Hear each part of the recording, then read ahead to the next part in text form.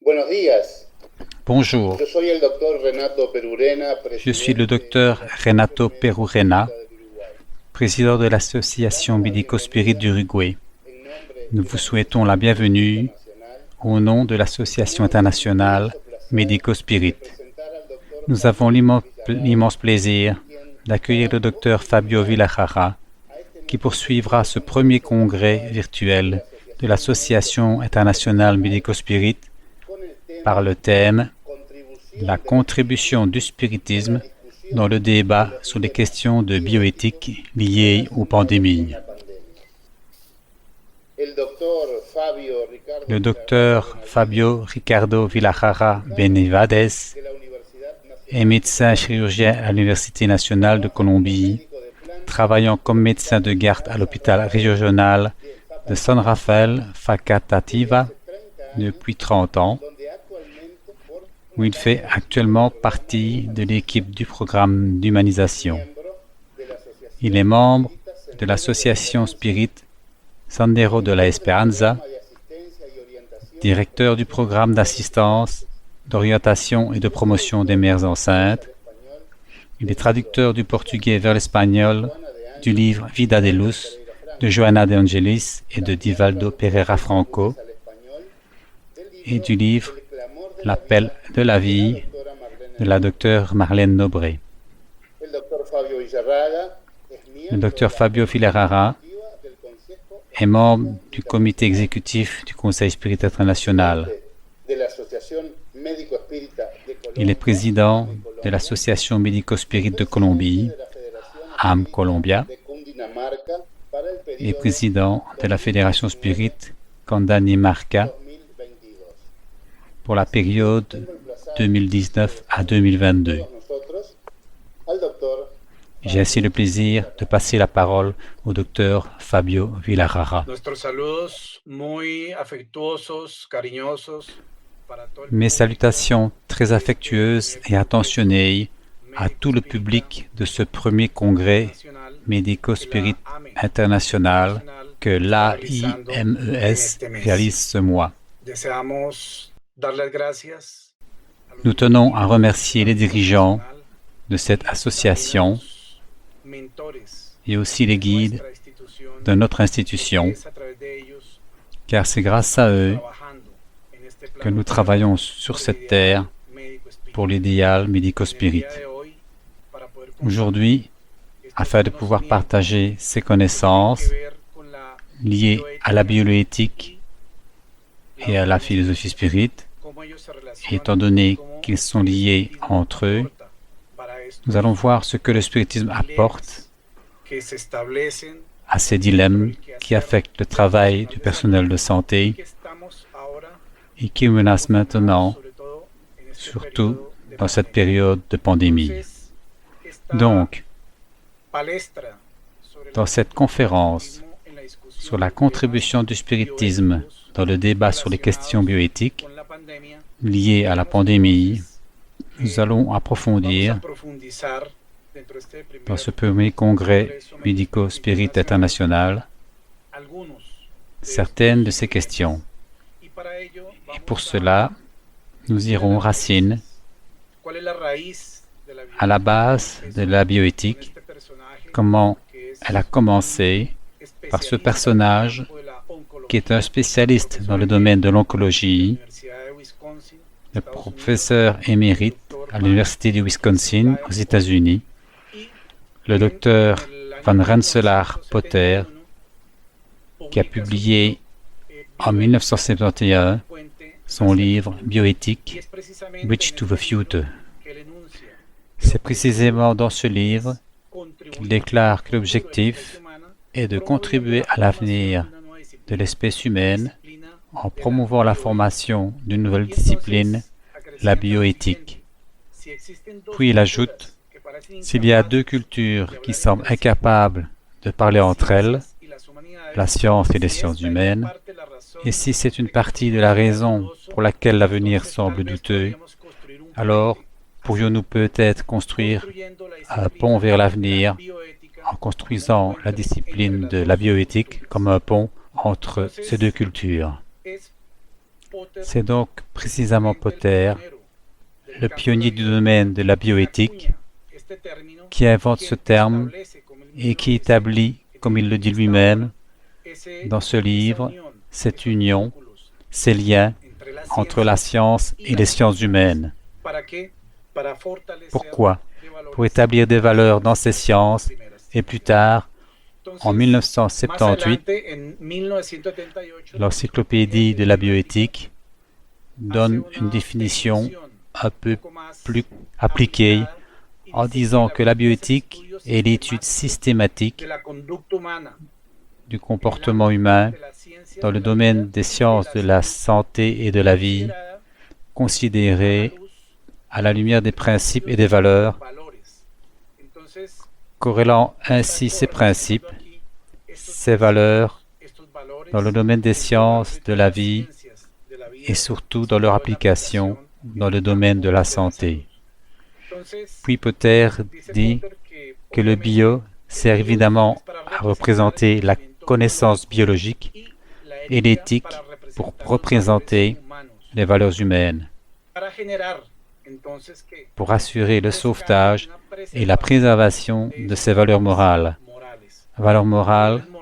que nous présente également Allan Kardec dans la philosophie spirite, en lien avec les valeurs morales chrétiennes, basées sur l'héritage profond de Jésus de Nazareth.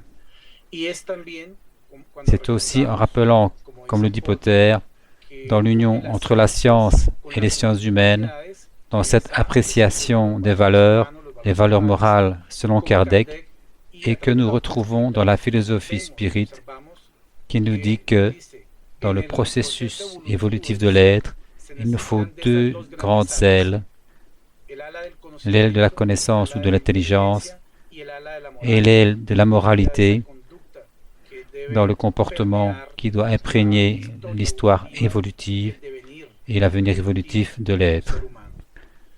Ainsi, la bioéthique apparaît comme une nécessité pour analyser les graves problèmes que le développement technologique et la perte de valeurs humaines ont générés,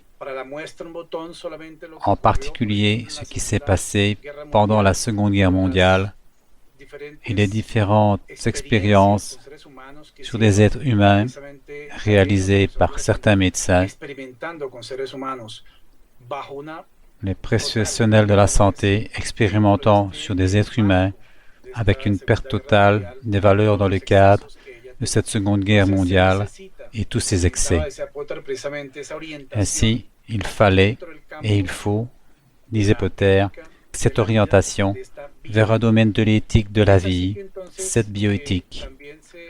Il faut aussi affirmer que la bioéthique ne suit aucune confession et ne s'identifie à aucun credo particulier parce qu'elle est ouverte à une large discussion de la pensée dans les différents courants, mais a également une caractéristique multidisciplinaire parce que, compte tenu de la complexité des sujets qu'elle traite, elle a besoin du concours de différents professionnels et de différents domaines, ainsi que des professionnels de la santé et d'autres domaines, afin d'établir des consensus éthiques et comportementaux qui aident à guider la conduite des êtres humains et de l'humanité face à certaines situations. Nous pourrons donc établir un parallèle entre le professeur Kardec et Potter. Ce professeur émérite à l'Université du Wisconsin, spécialiste dans le domaine de l'oncologie, c'est-à-dire des tumeurs. Kardec a créé plusieurs termes dans la terminologie spirite. Le principal d'entre eux est le mot spiritisme. Et de même, Potter crée le mot bioéthique pour définir ce nouveau domaine de la science et de la connaissance. C'est ainsi que Kardec génère depuis 1857 tout un processus révélateur pour l'humanité dans lequel il a recueilli cette information par le principe de dialogue, de questions et de réponses consigné dans le livre des esprits, et par suite dans les autres œuvres de la codification, posant des fondations qui sont un héritage pour la postérité, un héritage pour toute l'humanité que nous pouvons aujourd'hui recueillir, étudier et approfondir et mettre en pratique. De son côté, Potter, 110 ans plus tard, a également généré une série de connaissances révélant cette union entre la science et les sciences humaines, le besoin d'établir ce pont, comme il l'a dit dans son travail sur la bioéthique, ce pont vers l'avenir, en posant une base importante vers laquelle tous les grands groupes de bioéthique du monde allaient se former, ainsi que les courants connus d'aujourd'hui. Quel sujet de la bioéthique évoquerons-nous précisément dans cette conférence d'aujourd'hui? Les sujets liés au début de la vie humaine, la contraception, l'avortement, la procréation assistée, la fécondation in vitro, etc. Les sujets qui sont liés aux pratiques du personnel de santé, aux chercheurs ou à ceux qui établissent des procédures dans le domaine de la santé.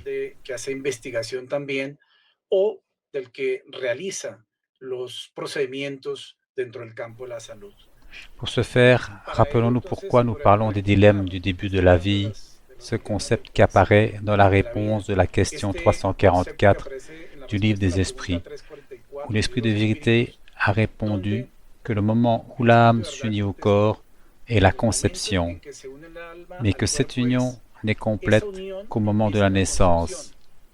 Ce concept, qui est un concept philosophique, devient un concept moral, un concept scientifique, parce que la vie est évidemment un continuum.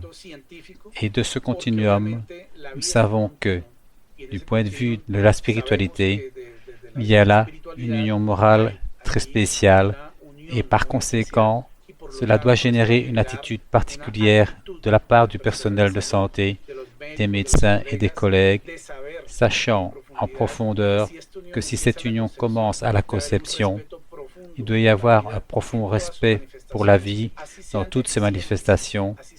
Même en cas de déficience, il est important de respecter la vie, vu que nous possédons cette information spirituelle et spirite contenue dans le livre des esprits. Ainsi, si c'est bien là le début de la courbe de la vie biologique, d'une existence qui commence à la conception et se termine au moment de la mort ou des incarnations, cette continuité biologique parlant est comme un continuum. Pourquoi? Les apports du père, de la mère, l'ovule, le sperme étaient des éléments vivants apportés par les parents, mais seule l'union de ces principes, l'union avec le principe spirituel, des liens périspritaux, permettent cette réalisation biologique, comme on l'appelle dans ce monde d'organisation biologique périspritale, pour lui donner la continuité et apporter toute information correspondant aux besoins spirituels jusqu'à la fin de l'existence. La vie est un continuum et nous n'avons pas le droit de l'interrompre à aucun moment de l'existence. La bioéthique étudie également les processus liés à la fin de la vie humaine, et là, il y a aussi beaucoup de controverses. Mais la doctrine spirite nous donne la clarté dans ce domaine, parce que si nous étudions dans le domaine de l'euthanasie, l'aide au suicide, comme certains l'appellent, permettant des méthodes thérapeutiques aux malades en phase terminale, le droit de rejeter les mesures thérapeutiques, le diagnostic de la mort, tous ces aspects génèrent souvent la controverse au sein du personnel de santé lui-même, au sein de la famille, chez le patient lui-même. Parfois, c'est le patient qui a pris les décisions lui-même et les a consignées dans le cadre de son processus d'autonomie qu'il a. Mais si nous regardons le point 28 dans l'Évangile selon le spiritisme, il nous est dit clairement: adoucissez les souffrances autant que possible, mais gardez-vous d'abréger la vie, ne fût-ce que d'1 minute, car cette minute peut épargner bien des larmes dans l'avenir. Il s'agit en fait d'une orientation comportementale, d'une orientation éthique spirituelle, d'une éthique spirit pour nous comporter face à la douleur et à la souffrance humaine dans les derniers moments de la vie d'un être humain. Alors, que devons-nous faire? Atténuer ces dernières souffrances autant que vous pouvez, nous dit-on dans ce chapitre 5 de l'Évangile selon le spiritisme. Ce sont des suggestions comportementales, ce sont des suggestions éthiques, ce sont des suggestions bioéthiques d'une bioéthique spirit qui est immergée dans l'héritage de la codification et nous les avons apportées pour garder à l'esprit la corrélation entre la bioéthique et la doctrine spirit. Parmi les thèmes de l'étude de la bioéthique figurent également ceux liés à la qualité de la vie humaine, à la qualité par rapport à la quantité, à la justice distributive, le droit à la santé, aux soins de santé, aux droits de l'homme, et c'est sur ces points que l'éthique étudie ceux qui sont liés à l'éthique écologique et démographique, la pollution de l'environnement, etc. Disons qu'il s'agit du comportement de l'homme vis-à-vis de l'environnement et de la manière dont il doit être régi. Et Dieu merci, il y a aujourd'hui plus de normalisation dans de nombreux pays en ce qui concerne ces questions, et depuis la normativité de ces lois, les comportements des humains sont contraints de préserver l'environnement, quelque chose qui est aujourd'hui évidemment fait à partir de lois, des lois humaines, mais qui, dans le contexte des lois spirituelles, nous connaissons aussi cette manifestation de la vie à tous les niveaux de la nature. C'est pourquoi la Genèse nous dit dans le chapitre 9.14 jusqu'à ce quand l'humanité se perfectionne suffisamment par l'intelligence et la mise en pratique des lois divines, les plus grandes perturbations seront le fait des hommes plus que par la nature, c'est-à-dire qu'elles seront plutôt morales et sociales que physiques. Alors, réalisons que même s'il y a aujourd'hui de grands désastres dans le domaine écologique, la doctrine spirit oriente et dit que ces perturbations majeures seront plus que par nature en raison de ces conditions morales et sociales dans lesquelles l'être humain se débat encore et qu'il est nécessaire de les corriger pour passer à une nouvelle phase dans notre structure planétaire dans le domaine physique, moral et spirituel. Ce sont donc des orientations profondes qui sont versées comme des perles révélatrices dans les livres de la codification et qui étudient aussi les thèmes de la bioéthique, ceux liés à la recherche biomédicale. Et c'est précisément à travers les différents comités de bioéthique, d'éthique médicale qui existent au sein des institutions à travers lesquelles tous les projets de recherche doivent passer, surtout qui ont à voir avec les patients et avec les histoires de ces mêmes patients, de sorte que les décisions ne soient plus personnelles, mais consensuelles et prises par des groupes de professionnels pour une plus grande sécurité dans tous les domaines.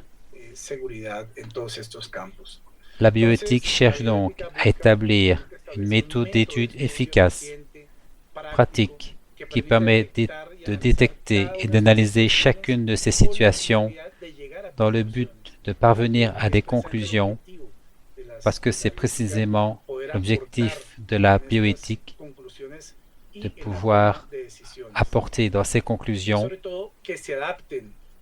et dans la prise de décision, surtout qu'elle s'adapte des hypothèses au moment et aux circonstances historiques, ayant toujours comme objectif le respect de l'unité de la vie. Alors ce continuum de la vie doit toujours être respecté depuis le moment de la conception jusqu'à la fin de l'existence, au moment de la mort ou de l'incarnation. Quelle méthodologie la bioéthique utilise-t-elle? Fondamentalement, la méthode la plus largement utilisée est la méthode principaliste, basée sur les 4 principes proposés par ces 2 auteurs et qui sont consignés dans les principes d'éthique biomédicale et qui ont été publiés en 1979 et qui constituent essentiellement 4 grands principes. Celui de la bienveillance, bienfaisance, pas de malveillance, autonomie et justice. Principes permettant d'orienter la prise de décision ainsi que les conclusions que l'on peut en tirer dans certains cas. Alors, il nous parle de la bienfaisance considérée comme l'obligation de faire le bien. Et dans le domaine de la médecine, alors le médecin a l'obligation de faire le bien au patient, de sauver la vie, soulager la douleur et la souffrance, et dans la mesure du possible, guérir la maladie. Donc nous avons là ce principe qui s'accorde bien avec les mêmes principes que ceux que l'on trouve dans l'Évangile selon le spiritisme, dans le chapitre où l'on parle de l'homme de bien et qui est essentiellement de faire le bien. Il y a donc aussi le principe de la malveillance qui établit l'obligation de ne pas faire le mal, et ce principe de cette obligation de ne pas faire le mal ni de blesser est au-dessus de l'obligation de faire le bien. Voilà donc un principe qui est aussi vraiment fondamental pour être en mesure de diriger ou d'orienter les comportements procéduriers souvent appliqués dans les tâches du personnel de santé et dans les institutions en général, et appliquer l'éthique environnementale et générale, qui sont également applicables du point de vue éthique et de l'autonomie concernant le respect de la liberté du patient et qui permet aujourd'hui que par sa reconnaissance des droits que les êtres humains ont à la liberté, à la vie et à la santé, etc., a sur cette base de faire en sorte que le patient décide par lui-même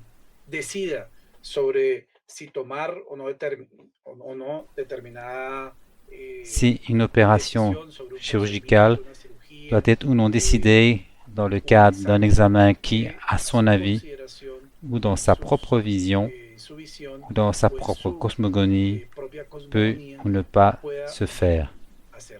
Et c'est ainsi qu'aujourd'hui, on accepte qu'on ne puisse pas faire du bien à un patient contre sa volonté.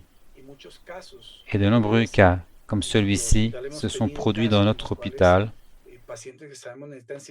Nous avons eu des cas nécessitant une chirurgie. Le patient décide de ne pas se laisser opérer. Il faut évidemment prendre des décisions sur cette situation, car il faut tout savoir sur le risque que cela comporte lorsque certaines décisions sont prises. Il en est de même pour ceux qui, par exemple, par leur condition ou par leur conception religieuse, ne veulent pas être transfusés, sachant qu'il est nécessaire de leur dire à plusieurs reprises, entrant dans la vie du patient, afin qu'ils prennent aussi ces décisions, et de toute évidence, ils ont leur propre autonomie. Alors le médecin est dans l'obligation d'informer clairement le malade de sa situation et des alternatives qu'il peut lui offrir, de ses risques et de son droit de dire s'il accepte ou pas de se soumettre à une procédure diagnostique ou thérapeutique déterminée. C'est pourquoi, dans cette éthique médicale, cette volonté du patient doit être évidemment respectée. Ce principe de justice, où la médecine d'aujourd'hui exige de plus en plus la recherche d'une politique de santé juste qui garantisse une intention médicale adéquate à la majorité, et que nous aimerions tous, et c'est peut-être là que les normes pourraient être des ressources qui ne sont certainement pas suffisantes pour couvrir l'ensemble de la population, mais c'est pour cela que l'on considère que si ce domaine est de la responsabilité de l'État et des administrateurs de la santé, aussi il appartient aux médecins de s'assurer que les décisions qui correspondent à une évaluation rationnelle de ces ressources soient prises sur base d'une analyse coût-avantage rigoureuse. Pourquoi? Pour que cette gestion des ressources soit vraiment équilibrée, juste pour tous. Et là, nous nous souvenons du concept de justice de la doctrine spirit. Qu'est-ce que ce concept? Kardec l'a demandé très spécifiquement dans le livre des esprits à la question 875. Comment définir la justice? Et la réponse a été très concrète. La justice consiste dans le respect des droits de chacun. C'est un autre principe vraiment comportemental. Un autre principe qui se conforme à la notion de justice, à toutes les attitudes et comportements humains qui a à voir avec les autres, parce que c'est là que ce principe de justice réside par le respect qui doit être fait à l'égard de tous les êtres humains. Donc, comme nous voulons que nous soyons respectés, cela implique que nous devons également respecter les autres dans leurs droits. Alors, la bioéthique, pour atteindre ces objectifs, encourage le développement de ces comités, et il existe des comités d'éthique ou de bioéthique dans certaines institutions et par lesquels doivent passer tous les projets de recherche développés. Il peut également y avoir des comités d'éthique dans différentes entreprises. Il doit exister aussi dans les sphères politiques aujourd'hui comme une norme. Pourquoi? Parce qu'il y a à voir avec le comportement éthique des êtres humains qui affecte les droits des autres, qui affecte ces cadres de référence, pour pouvoir établir des principes d'action au sein de la société. Le personnel de santé est souvent confronté à de multiples situations dans lesquelles il doit prendre des décisions, et ces décisions ont trait à des aspects qui le mettent souvent dans une situation de confusion, d'inquiétude et de se sentir souvent seul pour prendre ces décisions uniquement lorsqu'il se trouve dans des endroits très éloignés, quand ce sont des établissements de santé plus éloignés. Mais face à cela, il y a toujours le recours à la foi, dit le docteur Becerra de Menezes, dans une publication d'un message qu'il a donné par l'intermédiaire de Divaldo Pereira Franco, que la maladie peut être considérée comme un thermomètre de la foi. Et cela s'applique à la fois à la personne soignante, comme aux patients, comme aux parents, comme aux membres de l'administration, à tous. Parce qu'en réalité, si nous avons assez de foi, nous serons en mesure de faire face. Comme le dit l'Évangile lui-même, nous pourrons affronter la raison face à face à tous les âges de l'humanité, alors avec beaucoup de sagesse. C'est pourquoi le docteur Becerra de Menezes dit que cette foi constitue un thermomètre, disons précisément, avec lequel nous disons que la maladie ou la force de la maladie peut être mesurée, disons, si nous avons une foi assez profonde, pas seulement la foi humaine, mais aussi la foi divine, telle que considérée dans l'Évangile, pour être en mesure de faire face à toutes ces situations avant même la pandémie actuelle. Alors les dilemmes éthiques se posent quand nous devons choisir entre deux options qui sont également acceptables, mais aucune n'est préférable à l'autre. Et ici, nous allons nous mettre en place un cas hypothétique qui a effectivement été présenté et qui nous est présenté dans de nombreuses circonstances, dans de nombreux pays.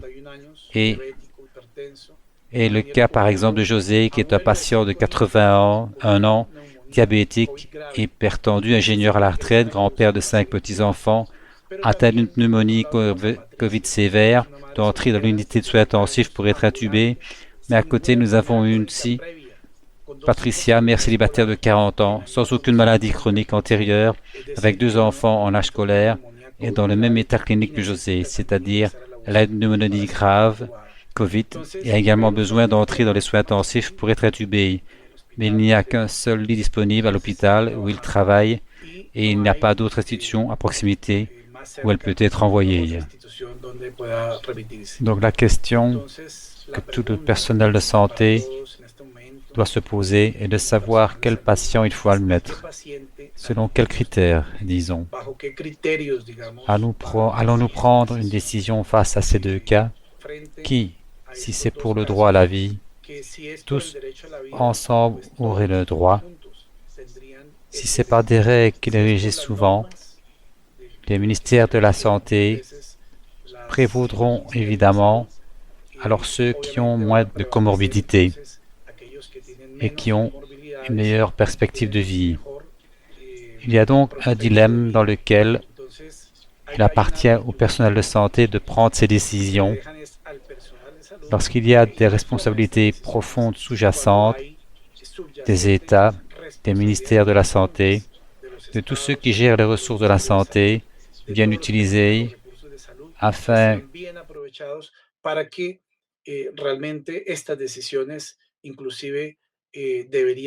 que ces décisions soient réellement prises avec la même capacité de choix et de ne pas décider qui ou qui n'a pas besoin d'un respirateur ou d'une unité de soins intensifs, d'un lit de soins intensifs. Il devrait y en avoir assez pour tout le monde dans ce domaine. Alors réalisons que ces dilemmes, lorsqu'ils se présentent, l'exploitation des méthodes de la bioéthique aide évidemment ces décisions.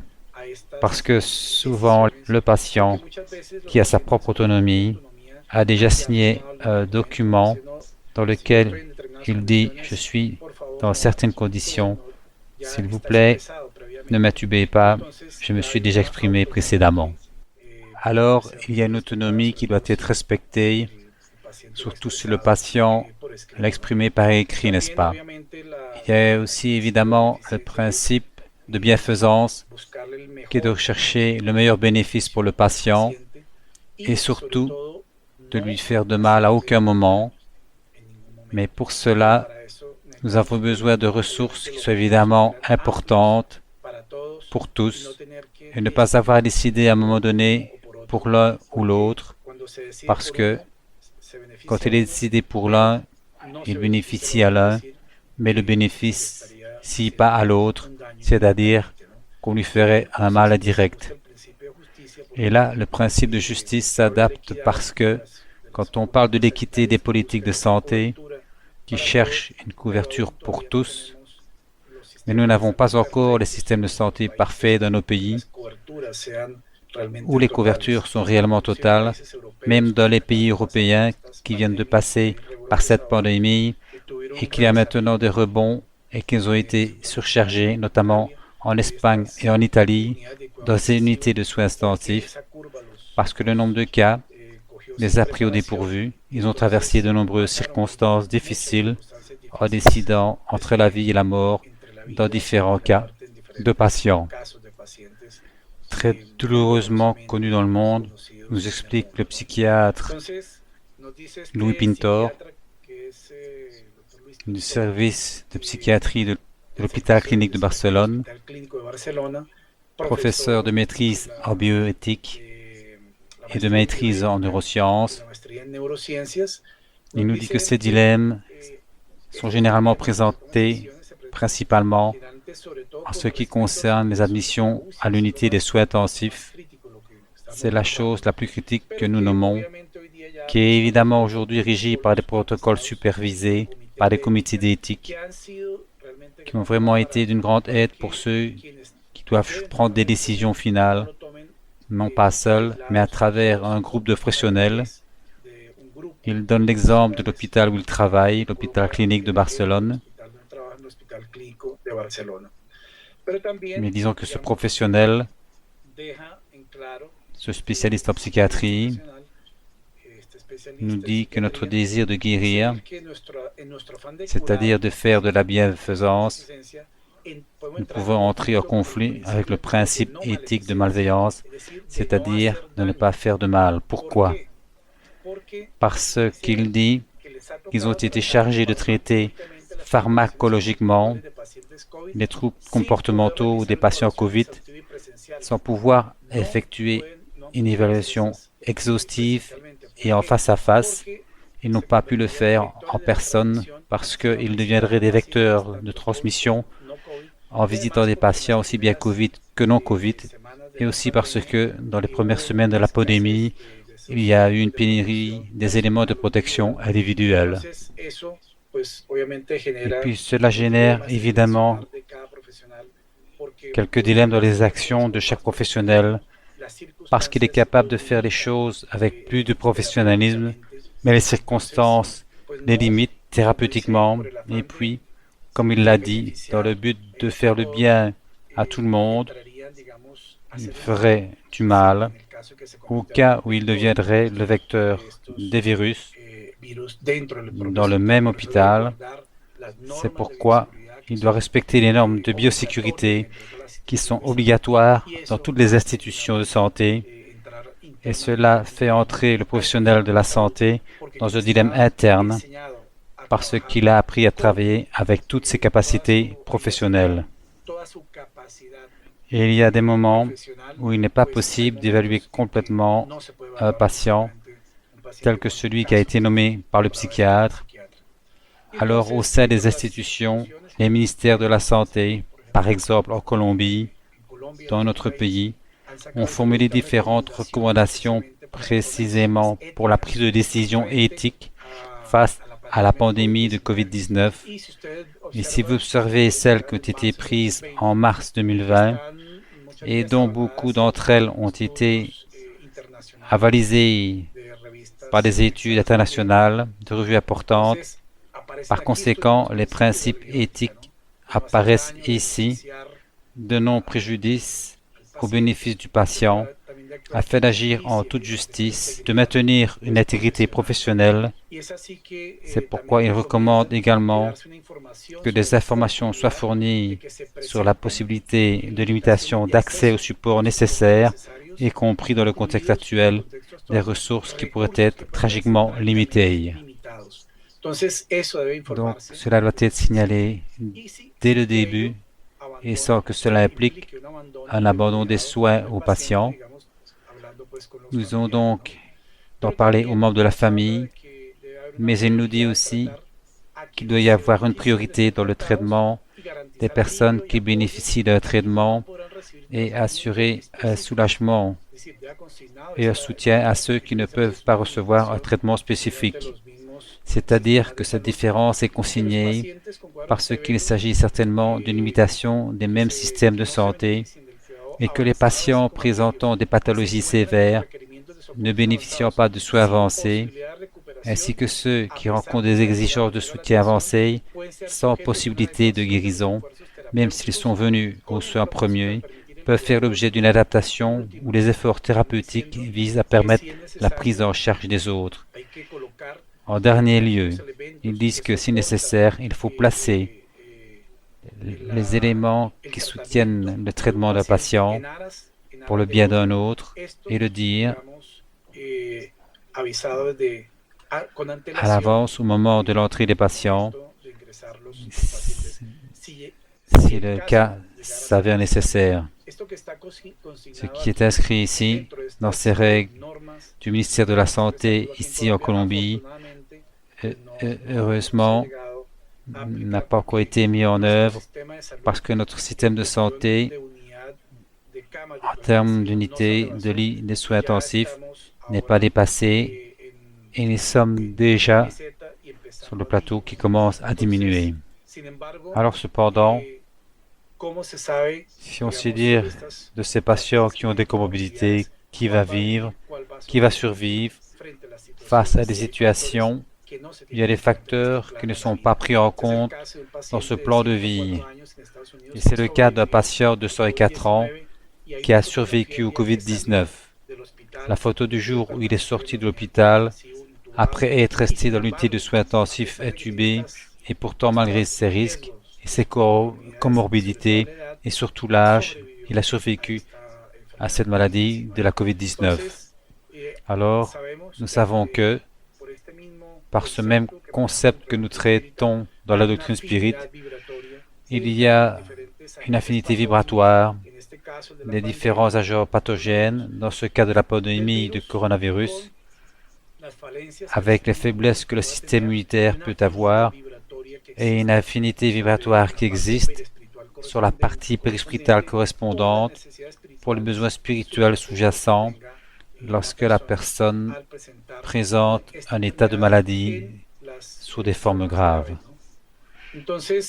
C'est pourquoi, au sein de ces ministères de la santé, dans les différentes parties du monde, évidemment, on parle de ces protocoles qui doivent avoir pour objectif de prendre part aux décisions sur l'entrée ou non dans les unités, et c'est là qu'on parle des comorbidités et des choses de survie avec la maladie en fonction de la gravité du tableau, selon les exigences qu'elle a, mais cela montre aussi également qu'il ne faut pas donner la priorité à des indications administratives ou à des risques des recommandations individuelles de tiers, c'est-à-dire qu'il s'agit d'administratifs ou quelqu'un au sein d'organismes politiques qui, dans le cadre d'ordre, décide de placement des patients pour les unités des soins intensifs au moment où les circonstances l'obligent. Alors cette prioritisation ne peut avoir d'indication sur le plan administratif. Tout cela est également soutenu par des publications internationales.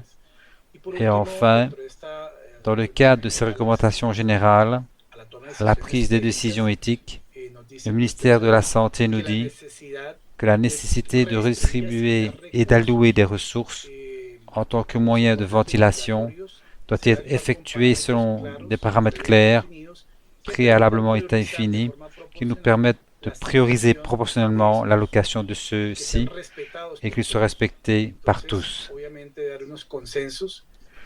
Donc il est évident que nous pouvons nous mettre d'accord sur des critères d'adéquation d'efforts thérapeutiques ou parler d'un terme de délocalisation par suite d'une détérioration clinique. Disons, quand cette détérioration clinique se produit déjà, afin de donner accès à toutes les parties liées aux patients, représentants de la famille et les autres membres de l'équipe de soins, doivent être clairement informés sur ce point, qu'au moment où ces efforts thérapeutiques doivent être interrompus, ils soient inscrits dans ces protocoles, dans ces documents du ministère de la Santé. De toute évidence, ces protocoles ne sont pas formés avec des critères moralistes, encore moins avec des critères spirituels, parce qu'il y aurait alors d'autres caractéristiques. Alors prenons en compte que les normes humaines, dont nous avons déjà parlé au sujet du ministère de la Santé, les protocoles ont un certain nombre de principes, de situations sur lesquelles reposent les comportements des professionnels de la santé, mais nous ne devons pas perdre de vue qu'au-delà de ces normes humaines, il y aura toujours les lois divines qui régissent souvent le comportement et l'avenir des patients eux-mêmes, et de même le cours naturel des maladies qui changent au fil du temps. De nombreuses fois meurent ceux qui pensent qu'ils ne mourront pas, et ceux qui, selon les statistiques, ont les prévisions les plus réservées et les plus sombres, ne meurent pas. Alors nous savons que la pandémie, dans ce cas le coronavirus, est évidemment régie par des lois divines. Elle est immergée dans le processus de transition planétaire et est ajustée, même si nous ne l'observons pas, dans la plénitude de la loi d'amour, de la justice et de la charité qui est dans cette bonté divine. Et la justice divine est sûrement encadrée dans ces immigrations spirituelles dont nous parle le livre de la Genèse, et que dans toute cette planification providentielle que Dieu a pour l'humanité, dans ce cas pour notre humanité, dans cette période particulière que nous vivons. Alors, face au dilemme éthique, nous n'avons pas seulement besoin de connaissances sur les normes humaines, de protocoles, de lois, nous avons également besoin d'une formation morale qui nous soutient dans la connaissance, qui nous soutient dans l'action et le travail quotidien au sein de nos modèles de comportement institutionnels dans le domaine de la santé, parce que c'est ainsi que le chapitre 5 de l'Évangile sur le spiritisme nous parle dans ce paragraphe de l'instruction des esprits qui dit « Bienvenue à ceux qui ont l'occasion de prouver leur foi, leur fermeté, leur persévérance et leur soumission à la volonté de Dieu. » Et cela vaut aussi bien pour les patients, pour les professionnels de la santé, pour les membres de la famille en général, pour tous. Parce que face à toutes ces circonstances nombreuses, nous devons prouver la fermeté, la persévérance de notre foi et notre soumission au dessein divin. Alors, dans ces dilemmes, par rapport à la fin de vie, que faire lorsque la capacité d'un système de santé d'un pays est saturée ou d'une région? Comme cela s'est produit, à devoir choisir entre les uns et les autres, quels sont les critères qui prévalent pour décider de la désignation du lit aux soins intensifs? Nous avons vu ces normes qui sont les normes du ministère de la Santé, mais ce sont des critères techniques ou scientifiques, mais pas moralistes ou encore moins spirituels. Interrogeons-nous sur le fait que les patients atteints de COVID-19 meurent souvent seuls, en compagnie d'êtres humains étrangers qui pratiquent ces réanimations à la fin de leur existence, alors que souvent l'attention au deuil est un processus qui se réalise et que nous savons aujourd'hui être régi par des normes sanitaires, mais qui sont au-dessus des décisions humaines familiales. Il faut expliquer aux familles pourquoi on ne peut pas rendre le corps de leur chair, ni le voir, ni le toucher. Nous avons fait partie de ce processus d'humanisation de l'hôpital où nous travaillons précisément. Nous avons expliqué aux familles qu'elles ne peuvent même plus le voir, cet être cher, et beaucoup d'entre eux, en pleurs, nous disent « S'il vous plaît, laissez voir ma mère. S'il vous plaît, laissez-moi voir mon père, mon grand-père, ma femme, mon fils, etc. » qui est mort et que l'on n'a pas vu pour la dernière fois, parce qu'à partir du moment où ils sont entrés dans l'unité COVID, ils sont isolés des visites des familles, alors c'est la solitude, disons une circonstance qui joue un rôle dans ces expériences existentielles que les patients COVID ont et qui meurent souvent seuls, là, loin de leur famille. Alors un autre dilemme existe en ce qui concerne l'environnement, et peut-être beaucoup d'entre vous n'ont pas pensé aux éléments de protection personnelle, l'impact sur l'environnement. Combien de millions de bouchons sont jetés quotidiennement dans la poubelle? Combien d'emballages plastiques non dégradables sont éliminés dans la nature? Quel est l'impact de ces éléments et d'autres sur les autres espèces vivantes des règnes de la nature? C'est un article qui a été publié en juin 2020 par un magazine consacré exclusivement aux questions environnementales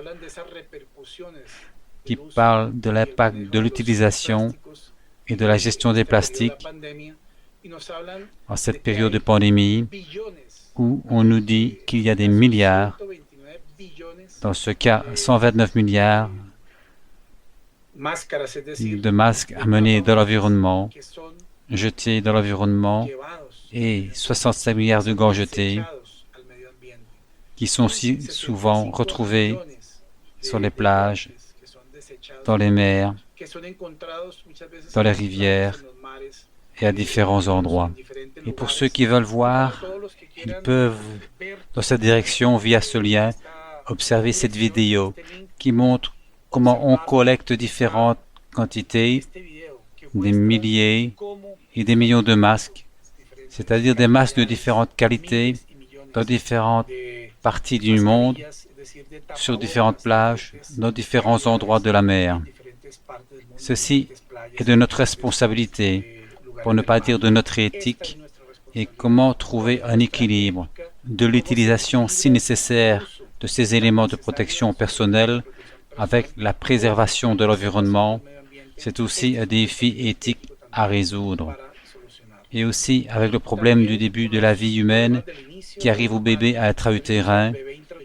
S'il attrape le Covid, que faire si la mère et qu'elle est positive et le bébé est négatif? Ce sont les mythes et la réalité de cette situation. Si la mère est positive au Covid, devrait-on arrêter l'allaitement? L'Organisation mondiale de la santé dit que non. L'allaitement ne peut pas être suspendu. Même dans ces circonstances, les mesures d'hygiène doivent toujours être appliquées. Si la mère est malade du Covid, les bébés sont-ils infectés dans le ventre maternel ou par l'allaitement? Tel est le mythe et la réalité, mais jusqu'à présent, il n'y a aucune preuve suggérant que le Covid-19 est transmis au bébé pendant la grossesse ou par l'intermédiaire du lait maternel. Enfin, il y a le mythe que si le bébé est malade du Covid, il ne peut pas recevoir de lait maternel. La mère doit continuer à allaiter avec les mesures d'hygiène nécessaires. Si elle n'est pas en mesure d'allaiter, le lait maternel peut être extrait et offert avec une tasse ou une cuillère, comme recommandé maintenant. Voici donc un expert dans ce domaine, le docteur Alejandro Gaviria, recteur de l'Université Les Andes, ancien ministre de la Santé, qui est membre de la commission Lancet Covid-19, créée pour aider à accélérer les solutions globales, équitables et durables à la pandémie. Il dit que l'espèce humaine n'est pas en danger à cause de la pandémie, mais s'il y a beaucoup de souffrances en jeu, certaines évitables, d'autres non. Le grand débat mondial dans tous les pays et les communautés du monde tourne autour des politiques et des actions nécessaires pour diminuer cette souffrance évitable.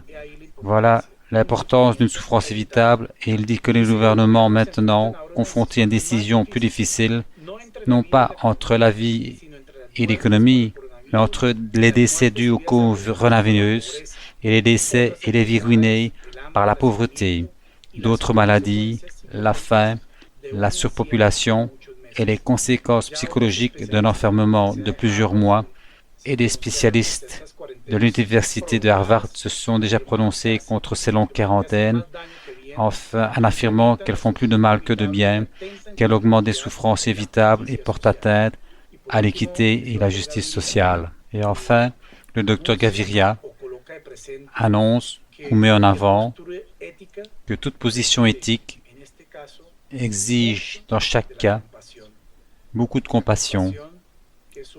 La compassion qui est un sentiment humain, une vertu dont on parle aujourd'hui dans les milieux thérapeutiques et qui fait également référence dans notre ouvrage de référence de la morale, l'Évangile selon le spiritisme, dans le chapitre 13, qui parle des malheurs cachés. L'esprit de vérité nous dit que dans les grandes calamités, la charité se manifeste et les impulsions sont généreuses pour réparer les catastrophes. Mais à côté de ces catastrophes générales, il y a des milliers de catastrophes particulières qui passent inaperçues. Et donc nous sommes vraiment en train d'atténuer ces malheurs cachés face à toute cette situation de pandémie et nouvelles que nous voyons au jour le jour. Interrogeons-nous maintenant parce que si nous avons la possibilité d'atténuer les infortunes cachées, nous pouvons le faire. Alors pour aller jusqu'au bout, nous allons placer ici ces principes de la bioéthique fondamentale et surtout les relier à cette bioéthique spirit, parce que ce courant de la bioéthique fondamentale considère la personne comme un tout vivant, entier, avec le respect profond de sa vie et de sa dignité, quel que soit son âge et son état de santé. Sont inacceptables sur le plan éthique l'avortement, l'infanticide, l'euthanasie, etc. Mais pour le courant pragmatique utilitariste, qui ne considère que comme personne toutes celles qui peuvent être autoconscientes, ne sont pas des personnes, les embryons et les fœtus et les nouveau-nés avec de graves déficiences neurologiques, les patients comateux en état végétatif. Pour ce courant, l'avortement, l'infanticide, la manipulation d'embryons, l'euthanasie sont justifiés. C'est pourquoi nous en parlons ici.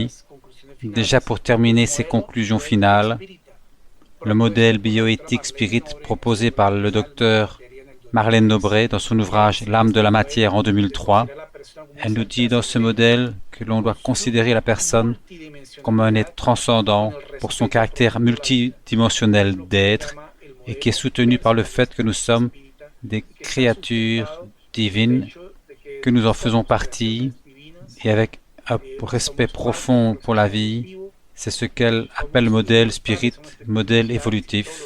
Nous sommes immortels, nous sommes des esprits immortels et tous les êtres le sont et il existe au travers de ce processus évolutif une individualisation du principe intelligent basé sur ces principes de la morale sous ce modèle bioéthique spirit que le docteur Marlène Nobré nous a légué dans cette œuvre, L'âme de la matière en 2003.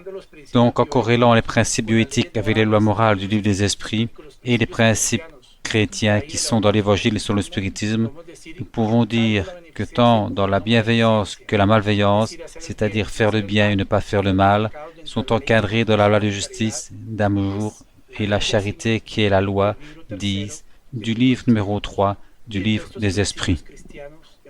Tous ces principes chrétiens, aimer son prochain comme soi-même et faire aux autres ce que nous voulions que les autres fassent pour nous, et tout comme le principe d'autonomie, où se trouve l'indépendance de la prise de décision, dans le respect de la loi morale, la loi de la liberté, et les principes chrétiens de prendre soin du corps et de l'esprit, l'homme de bien, mission des spirites, pour aboutir à ce principe de bioéthique, de la justice, une répartition équitable, soutenue et corrélée avec la loi d'égalité dans les lois morales et les principes chrétiens de faire le bien sans ostentation et détachement des biens terrestres. Alors, ce décaloge du médecin spirit qui a été reçu par le docteur Marlène Nobré dans un message d'octobre 1968, à son point 10, valable pour tous, dit ce qui suit. Par-dessus tout, exercer la médecine avec un sens divin, en se reconnaissant comme le Fils de Dieu, le serviteur du Créateur, et par conséquent comme un humble serviteur de la vérité souveraine. Il en est ainsi de tous les médecins au sens divin, depuis André Louis, le docteur Bézard de Mézès, mais surtout ce grand médecin des âmes et des corps comme l'est Jésus-Christ. Johanna de Angelis nous dit, dans l'œuvre Jésus et l'actualité, Jésus reste actuel non seulement par les thérapies d'amour et les enseignements qu'il propose à l'homme contemporain, mais aussi pour cette paix qu'il irradiait et cet amour qu'il nous a enseigné à travers son héritage thérapeutique, qui sont des enseignements que le Maître Jésus nous a transmis à travers son témoignage de vie et ses messages encourageants et thérapeutiques que, de son temps et aujourd'hui encore, nous cherchons à comprendre pour chercher la vraie guérison de nos âmes. Merci beaucoup à tous dans ce premier congrès spirit international virtuel de l'âme internationale. C'est très agréable à vous d'avoir participé.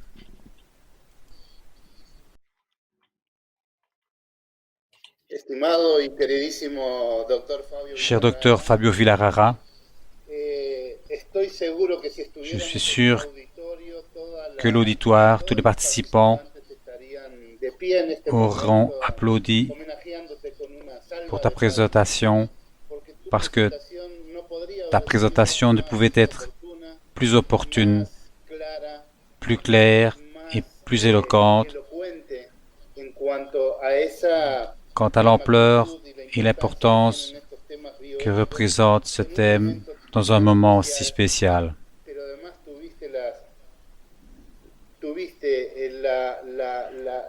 Tu as eu la capacité de pouvoir englober tous les points et de faire le parallèle entre le spiritisme, la bioéthique, la morale et les principes spirites. Enfin, il n'y a rien de plus à dire. Je te remercie infiniment au nom de l'âme internationale qui a réalisé l'événement et je te remercie d'avoir eu l'occasion de pouvoir te présenter. Si tu le permets, nous passerons à la deuxième partie qui permet aux participants de poser leurs questions à toi et de leur apporter les réponses. Merci Fabio et passons alors à la deuxième étape. Ok, muchas gracias. Merci beaucoup. Merci.